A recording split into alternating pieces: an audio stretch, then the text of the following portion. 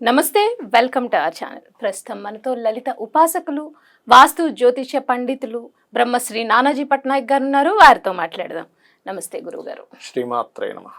ఏ దేవీ దేవత ఆరాధన చేయడం వల్ల ఎటువంటి ఫలితాలు కలుగుతాయి అనేది ఒకసారి చెప్తారండి? తప్పకుండా. ఫస్ట్ ఆఫ్ ఆల్ మనం చాలా మందికి ఇంకొక సందేహం కూడా ఉంది. మీరు ఇప్పుడు ఎలా అయితే అడిగారు, ఇంతమంది దేవతలు ఎందుకు, ఇంతమందికి మనం ఇంతమంది ఎందుకు ఉన్నారు అనేటువంటిది.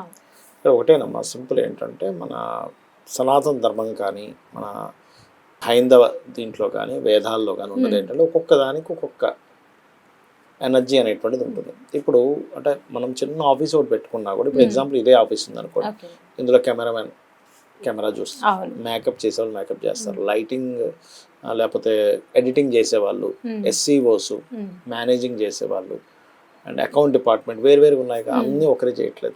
అలాగే ఒకే పరమాత్మ ఇన్ని రూపాల్లో రావడం జరిగింది.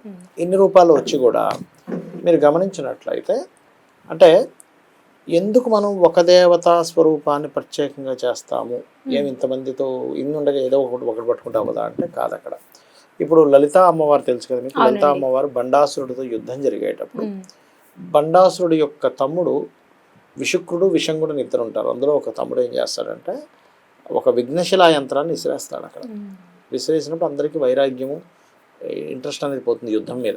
అప్పుడు వారాహి అమ్మవారు అండ్ ఈ మంత్రిని ఇద్దరు వచ్చి లలితా అమ్మవారు చెప్తారు, తెలిసిన నాకు ఏం జరిగిందో అని. మరి వాళ్ళిద్దరే తీసేవచ్చు ఆ యంత్రాన్ని.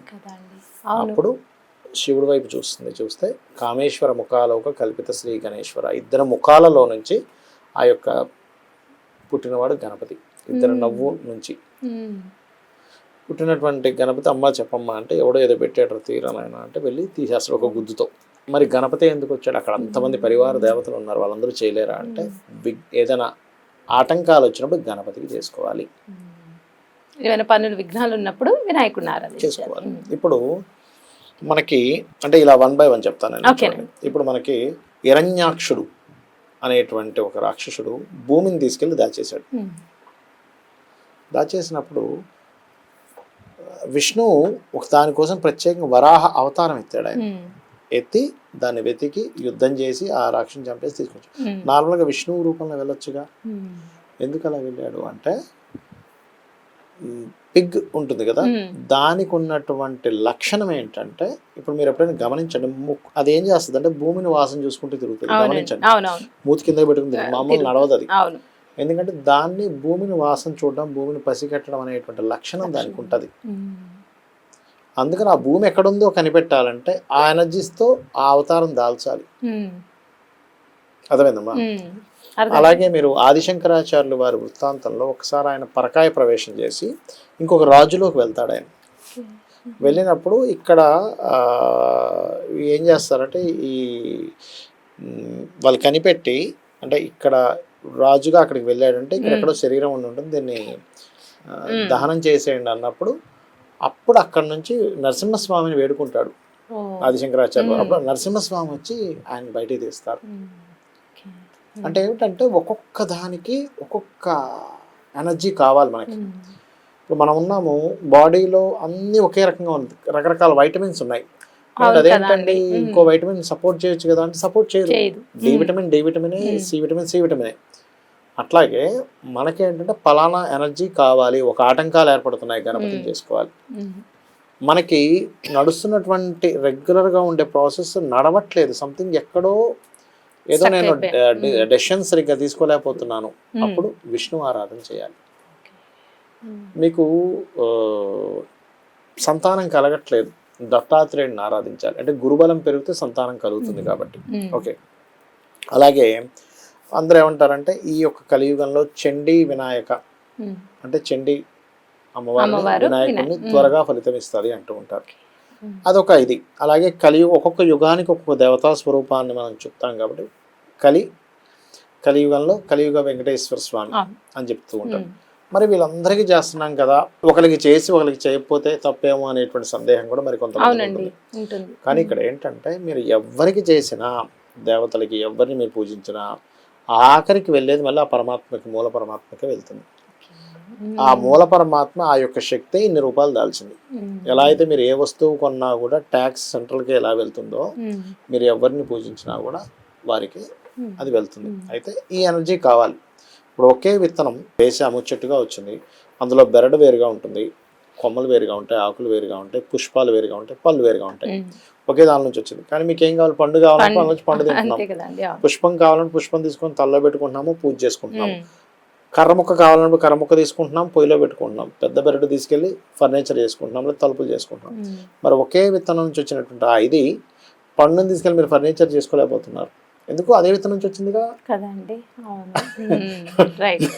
పుష్పాన్ని తీసుకెళ్ళి మీరు ఇంకోటి చేయలేకపోతున్నారు. ఎందుకు అంటే మనకి అవసరం, ఒక్కొక్క ఎనర్జీ మనకు అవసరం కాబట్టి మన బాడీలో వైటమిన్స్ రూపంలోని, శరీరంలో నరాల రూపంలోని, రక్తం రూపంలోని, స్కిన్ రూపంలోని, ఈ రూపాల్లో రకరకాల రూపాల్లోనే భగవంతుడు ఉన్నాడు. మనం ఉపాసించాలి. మనకు పలానా కష్టం వచ్చిన పలానా రూపాన్ని ఆరాధిస్తేనే ఆ యొక్క శక్తి వస్తుంది. శ్రీకృష్ణ పరమాత్మ అర్జునుడితో పాటు ఉండి కూడా ఈశ్వరుని ఆరాధించమని చెప్తాడు. శ్రీకృష్ణ పరమాత్మ అర్జునుడికి చెప్తాడు ఈశ్వరుని ఆరాధించు అని. మరి అదే మీకు ఎన్నో టెంపుల్స్లో చూడండి, మనకి ఈ పాండవులు చేసినటువంటి ప్రతిష్ఠ చేసిన శివలింగాలు, రాముడు రామావతారంలో విష్ణువే కదా రాముడు, మరి ఎన్ని లింగాలు ఆయన ప్రతిష్ఠ చేయలేదు. అంటే ఇక్కడ ఏంటంటే అది గొప్ప ఇది గొప్ప అని కాదు. మరి అలా అంటే శివుడికి రామ అనే నామం అంటే ఇష్టం అంట. రా అనే అక్షరం వినిపిస్తే మా వినిపిస్తుందేమో చెవి పెడతాడంటారు. అంటే ఏంటంటే ఒకే పరమాత్మ ఇక్కడ శివుడిలో లాగా, అంటే బ్రహ్మగా సృష్టి ఇవ్వడానికి బ్రహ్మగాను, స్థితికి విష్ణువుగాను, లయానికి శివుడిగాను వచ్చాడు ఆయన. ఒకే పరమాత్మ రకరకాల ఇవి చేయడానికి రకరకాల దీంట్లో ఉన్నారు. కాకపోతే అందులో మనకి ఒక వర్క్ కంప్లీట్ అవ్వాలి, శివుడిని ఆరాధించాలి.